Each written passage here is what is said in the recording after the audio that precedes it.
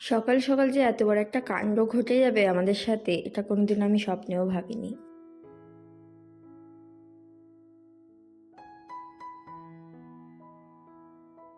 Hello বন্ধুরা, good morning. আমার কৈলাসে তোমাদের সকলকে জানাই আরও একবার স্বাগত। আমার সবাই তোমরা সকলে খুব খুব ভালো আছো, আর আমরা তো ভালোই আছি। তা প্রচণ্ড ঠান্ডা বলতে পারো বাইরে ওয়েদারটা আজকে, কারণ কালকের থেকেই অর্থাৎ পরশু দিন রাত থেকে প্রচণ্ড পরিমাণে বৃষ্টি হচ্ছে, ঝিরি ঝিরি মানে লাগাতার হয়েই যাচ্ছে বৃষ্টি। তা ঠান্ডার মধ্যে বৃষ্টি ব্যাপারটা তো বুঝতেই পারছো যে কতটা এই ওয়েদারটা ঠান্ডা। আমি মাত্র বাসন মেজে উঠলাম, তা হাত পুরো আমার একদম জমে গেছে। এদিকে গরম জল বসিয়েছি, আমি স্নান করবো, মেয়েকেও স্নান করাবো।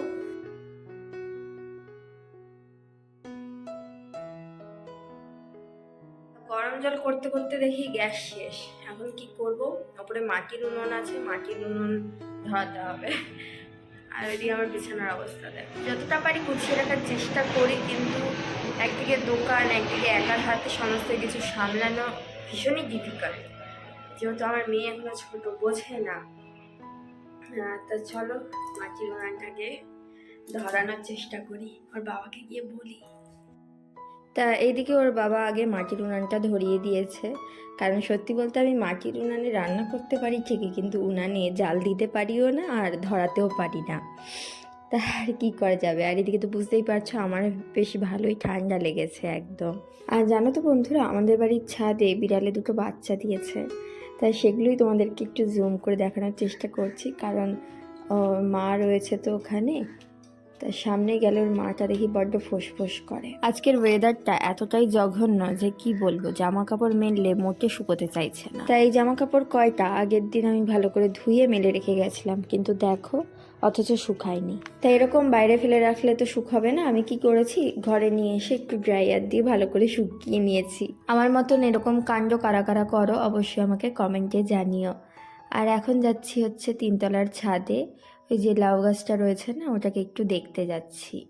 কারণ এর আগে তোমাদের দেখিয়েছিলাম যে গাছে অনেক ফল ধরেছে, তা এখনও দেখছি। আর ওই যে ওই কর্নারের লাউটা দেখছো, যেটা মেঝের সাথে লেগে রয়েছে, এই যে এটা, তো এটা ভাবছি এটা আর পারবো না, এটাকে একটু পাকাতে দিই, কারণ বিছানা তো রাখতে হবে না, সামনের বছরে কি লাগাবো।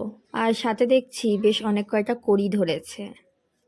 তো এই লাউ গাছটা দেখি এবছর অনেক ফল দিয়েছে, প্রায় 17 থেকে 18টা তো লাউ গাছ থেকে পাড়া হয়ে গেল। আর যেটা তোমাদের সাথে শেয়ার করার ছিল, তোমরা হয়তো ভিডিও শুরুতেই লক্ষ্য করেছো, তা সেটা হচ্ছে আজকে সকালে ঘুম থেকে উঠেই একটা বড় বিপদ গেছে। তা সেই জন্যই তোমাদের দাদাভাই আজকে অফিস যেতে পারেনি।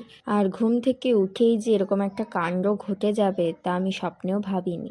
তা সেজন্যই ব্যাপারটা দেখে তো আমরা আগে হতভম্ব হয়ে গেছি, যার দরুন আর কি বলবো, ভিডিও করা হয়নি।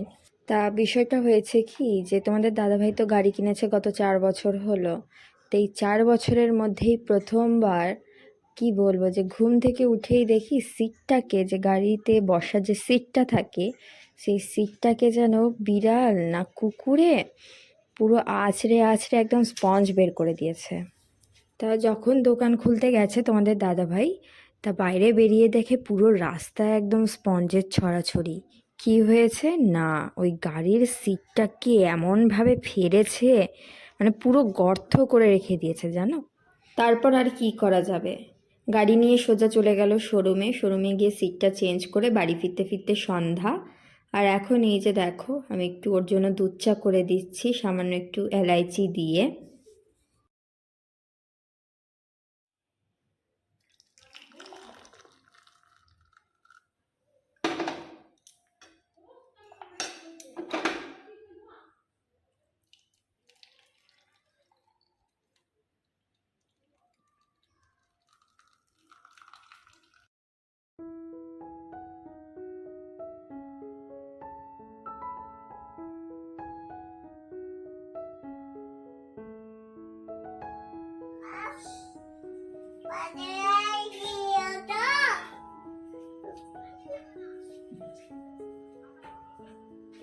কে ফোন করেছিল? কোথায় বাবা যাও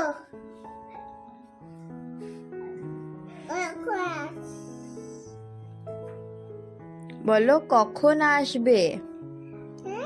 কখন আসবে তুমি? বোঝাই কাবো যাও আরে যাও ওটা তুমি কাবো যাও কবে